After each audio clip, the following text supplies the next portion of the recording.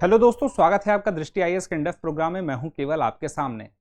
एक खबर आई है। खबर यह है कि जो चीन की अर्थव्यवस्था है वह उसकी जो प्रगति है वह धीमे पड़ती जा रही है, और न सिर्फ धीमे बल्कि बहुत धीरे होती जा रही है। अर्थव्यवस्था कमजोर होती जा रही है। तो आखिर ऐसा हो क्यों रहा है, उस कारण को आज हम समझेंगे, और उस कारण से जुड़ी हुई जो अवधारणाएं हैं अर्थशास्त्र की, उसे भी हम समझने का प्रयास करेंगे, जिससे कि हमारी उस अवधारणा के प्रति समझ और बेहतर हो सके और हमारी परीक्षा में हमारी सफलता सुनिश्चित हो सके। तो मुद्रा अपस्फीति नाम का एक शब्द आपके सामने आएगा, डिफ्लेशन जिसे हम बोलते हैं। इससे हम समझेंगे कि इसका संकट चीन के सामने है और मंदी के आसार भी हमें दिखाई देते हैं चीन के लिए। तो आखिर क्या है मामला, इसे हम इस खबर के मामले से समझ सकते हैं कि China on the brink of deflation, what does this mean. अब चाइना के सामने डिफ्लेशन की स्थिति आ गई है। आखिर यह खतरे की बात क्यों है, इसके लिए हमें जानना जरूरी होगा कि डिफ्लेशन क्या है। अब इस पूरी की पूरी खबर को हम निम्नलिखित बिंदुओं के माध्यम से समझेंगे। सबसे पहले हम जानेंगे कि चर्चा में क्यों है। तो जैसे मैंने बताया कि वहां की अर्थव्यवस्था सुस्त पड़ती जा रही है। तो सुस्त पड़ने की वजह यही है कि जो इन्फ्लेशन है, मुद्रास्फीति है, पिछले महीने वहां पर 0.2 था और उसके बाद 0 के आसपास पहुंच चुका है। ऐसे में डिफ्लेशन की स्थिति बनती है। तो हम इसी को समझने का प्रयास करेंगे कि आखिर ऐसा क्यों हो रहा है। तो हमें समझना पड़ेगा सबसे पहले कुछ अन्य अवधारणाओं को, जिसमें एक शब्द आता है मुद्रास्फीति, यानी कि इन्फ्लेशन। इन्फ्लेशन क्या है, जैसे ही हम समझ जाएंगे तो हमें पता चल जाएगा कि डिफ्लेशन क्या है। और जब हमें डिफ्लेशन यानी अपस्फीति का पता चल जाएगा तो उससे होने वाले प्रभाव समझ में आ जाएंगे, और प्रभाव समझ में आ जाएंगे तो हमें पता चलेगा कि आखिर मंदी के आसार क्यों हैं, क्यों ऐसा अंदाजा लगाया जा रहा है। उसके बाद अपस्फीति का उपाय क्या है। उसका एक उपाय है जिसका नाम है संस्फीति। इसको इंग्लिश में क्या कहते हैं अभी मैं आगे वो भी बताऊंगा। उसके बाद आगे की राह क्या हो, और अंत में एक अभ्यास प्रश्न इस टॉपिक से जुड़ा हुआ। तो चलिए सबसे पहले हम देखते हैं इन्फ्लेशन यानी मुद्रास्फीति क्या है। जैसे मैंने आपसे पहले बताया था पिछले एक वीडियो में ग्रीडफ्लेशन टॉपिक पे, कि जब मांग और आपूर्ति में असंतुलन पैदा होता है, और असंतुलन कैसा होता है कि मांग जो है बढ़ रही है लेकिन आपूर्ति जो है नहीं हो पा रही है, तो ऐसे में क्या होगा, सीधी सी बात है, कीमत बढ़ेगी। किसकी बढ़ेगी? वस्तुओं की भी बढ़ेगी, सेवाओं की भी बढ़ेगी। ऐसे में देखिए, जो देश की कोई भी देश हो, उसकी जो मुद्रा है उसकी एक इकाई की क्रय शक्ति में कमी आ जाती है। कोई भी देश हो जहां पे इन्फ्लेशन आया है, इसका मतलब यह है कि मान लीजिए जैसे 10 रुपए में मुझे 10 टॉफी मिल रही थी, लेकिन अब 10 रुपए में मुझे सिर्फ 8 टॉफी मिले, यानी कि यह जो मुद्रा है इसकी जो क्रय शक्ति है, पहले शक्ति थी इसकी 10 को खरीदने की, अब 8 को है खरीदने की, यानी कि इस क्रय शक्ति में कमी आई है मुद्रा में। अब यह जो क्रय शक्ति में कमी आई है, यह जो इन्फ्लेशन है, इसे हम जानने के लिए दो तरीके इस्तेमाल करते हैं। एक होता है थोक मूल्य सूचकांक और दूसरा होता है उपभोक्ता मूल्य सूचकांक। होलसेल प्राइस इंडेक्स में हम उत्पादक की तरफ से देखते हैं कि किस प्रकार से इन्फ्लेशन हो रहा है, और जब इस तरफ से कंज्यूमर की तरफ से देखते हैं तो कंज्यूमर की तरफ से देखेंगे तो हम बोलें कंज्यूमर प्राइस इंडेक्स। दोनों ही तरीके से हम इन्फ्लेशन को जान सकते हैं क्या स्थिति बनी हुई है। अमूमन प्रश्न में आपको ये वाला दिखाई देगा। अब बात यही आती है कि जब हमने कहा कि महंगाई यानी कि कीमत बढ़ रही है सेवाओं की और वस्तुओं की, तो यह अच्छा नहीं माना जाता है। दुनिया भर में राजनीति भी इसी बात पे होती रहती है कि चीजें महंगी होती जा रही हैं। तो क्या महंगाई इस तरह की आना, वस्तुओं की कीमत और सेवाओं की कीमत बढ़ना अच्छा है या बुरा है? तो इसमें सीधी सी बात यह है कि जो मुद्रास्फीति यानी इन्फ्लेशन है वह किसी भी अर्थव्यवस्था के लिए हानिकारक तो है ही, लेकिन एक सीमा में उसका होना जरूरी है उस अर्थव्यवस्था की उन्नति के लिए। जैसे हम बात कहें 2 से 3% अगर इन्फ्लेशन होगा तो इससे, इन्फ्लेशन का मतलब कीमत बढ़ेगी वस्तुओं और सेवाओं की। जब मांग बढ़ती है तो जब कीमत बढ़ाई जाएगी तो जो उत्पादक होंगे उनको लाभ प्राप्त होगा। वो जब लाभ प्राप्त करेंगे तो एक पूरा चक्र इन्फ्लेशन का ऐसा ही चलता रहेगा, जिससे कि अर्थव्यवस्था में हम आगे की तरफ बढ़ते रहेंगे, अपने आप को ग्रो करते रहेंगे। एक अच्छा चक्र बनेगा, लेकिन बहुत ज्यादा हो जाए तो दिक्कत हो जाएगी। तो यह तो मुद्रास्फीति हुई, और इसी मुद्रास्फीति से एक अगले शब्द को देखिए, मुद्रा अवस्फीति, डिसइंफ्लेशन। डिसइंफ्लेशन क्या है? मुद्रास्फीति में जैसे मैंने आपसे कहा कि मान लीजिए एक साल पहले किसी वस्तु की मूल्य 100 रुपए था, उसके एक साल बाद जुलाई 2022 के बाद जुलाई 2023 में किसी वस्तु का मूल्य 105 हो गया तो हम कहेंगे 5% कीमत बढ़ गई, इन्फ्लेशन हमें दिखाई देता है। लेकिन अब स्फीति यानी डिसइंफ्लेशन में क्या होता है कि कीमत बढ़ती तो है लेकिन कीमत बढ़ने की रफ्तार कम हो जाती है। जैसे मान लीजिए अभी जुलाई का महीना है, जुलाई में किसी वस्तु की कीमत 10% बढ़ी, अगस्त में आने वाले महीने में उसकी 5% बढ़े कीमत, उसके आगे आने वाले महीने में 3% कीमत बढ़े। बढ़ रही है, कम नहीं हुई है, लेकिन रफ्तार जो है धीरे धीरे उसकी कम होती हमें दिखाई दे रही है। तो इसे हम क्या कहेंगे? डिसइंफ्लेशन, मुद्रा अपस्फीति। चीन ने इन्फ्लेशन देखा अभी कुछ साल पहले, फिर धीरे धीरे मुद्रा अपस्फीति उसके सामने आया। जैसे मैंने आपसे कहा था इन्फ्लेशन जो था वहां पे 0.2 से 0 तक पहुंच गया।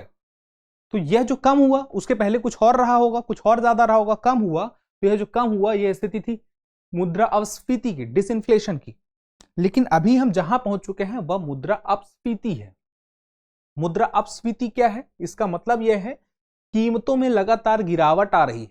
एक समय था जहां पर कीमतों में वृद्धि हो रही थी, चाहे वो वस्तुओं चाहे सेवाएं हों, हम मुद्रास्फीति में देख रहे थे। लेकिन अब अपस्फीति में क्या होता है कि चाहे वस्तु हो या सेवा हो, इनकी कीमत जो है गिरावट हमें दिखाई देती है। अब इनकी कीमत में जो हमें गिरावट दिखाई देती है तो सीधी सी बात है चीजें तो सस्ती हो गई हैं। तो दिक्कत क्या है? दरअसल दिक्कत ये है मांग भी जो है मांग भी कम होती है। मुद्रा अपस्फीति की सिचुएशन में एक तरफ तो मांग कम हो रही है और मांग कम होने से जो कीमत है कीमत भी कम हो रही है।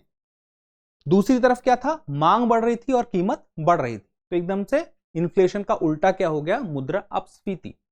अब यहां पे आपको आगे समझना होगा कि जब यह लगातार जीरो जो इन्फ्लेशन होता है वह एक समय ऐसा होता है कि शून्य तक पहुंच जाता है। जैसे हमने बताया 10 है, 5 है, 3 है, 2 है, 1 है, शून्य तक पहुंच गया। जब शून्य तक पहुंच गया तो अपस्फीति की परिस्थितियां बन गई। अब क्या होगा? कीमत कम होना शुरू हो जाएगी। इन्फ्लेशन शून्य से ऊपर जाएंगे इन्फ्लेशन, उसके बाद नीचे आएंगे तो आपका डिफ्लेशन हो जाएगा। अब यहां पे बात आती है डिफ्लेशन को हम थोड़ा और तरीके से समझ लें कि नुकसान किस तरह से पहुंचा रहा है। जैसे मान लीजिए मुद्रा कम रहेगी, खर्च कम करना चाहेंगे लोग, ठीक है, कीमत कम होगी, ठीक है। अब कीमत कम होगी तो रेवेन्यू कम होगा, जॉब और एवं सैलरी, जॉब में कट होगा, सैलरी में भी कट होगा। तो इससे जो इन लोगों का बैड लोन, जो लोन है वो बैड लोन में बदल जाएगा क्योंकि लोग लोन अपना भर नहीं पाएंगे। इससे धीरे धीरे क्या होगा? शेयर प्राइस जो है वो भी कम देखने को मिलेगा। अब शेयर प्राइस जब कम होगा तो इन्वेस्टमेंट जो है इन्वेस्टमेंट भी कम होगा। तो इन्वेस्टमेंट कम होगा तो आप पता है कि अगर निवेश नहीं होगा तो अर्थव्यवस्था कैसे ग्रो करेगी। इसको अलग तरीके से देख लीजिए कि जब मांग में कमी आती है, क्योंकि मांग में कमी आ रही है इसलिए कीमत में कमी हो रही है।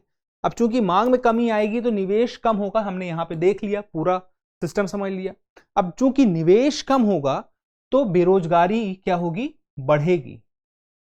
लोग ज्यादा से ज्यादा बेरोजगार होंगे क्योंकि इन्वेस्टमेंट ही नहीं आ रहा है। अब लोग बेरोजगार होंगे तो रोजगार की कमी से जो मांग है, मांग का क्या होगा?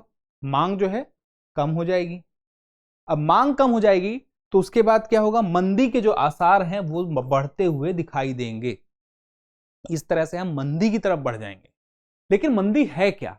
मंदी का मतलब यह है, तकनीकी भाषा में अगर हम बात करें तो लगातार 2 महीने तक, अगर कोई अर्थव्यवस्था लगातार 2 महीने तक गिरती जाती है तो हम कहेंगे कि वहां पर मंदी की स्थिति बन चुकी है। लगातार 2 महीने तक अर्थव्यवस्था अगर किसी की नीचे की तरफ जाती है तो। अब डिफ्लेशन साइकिल को भी आप समझ लीजिए। जो मैंने आपसे बात बताई थी यही सारी बातें इस साइकिल में आपको सामने सामने दिखाई देंगी, जो बात मैंने यहां आपसे बताई है। अब आगे देखिए, अगली बात आती है अपस्फीति का उपाय क्या है, जिसे हम कहते हैं मुद्रा संस्फीति यानी कि रिफ्लेशन। अब रिफ्लेशन दरअसल जो होता है सरकार के द्वारा किया जाता है, सरकार के नियंत्रण में होता है।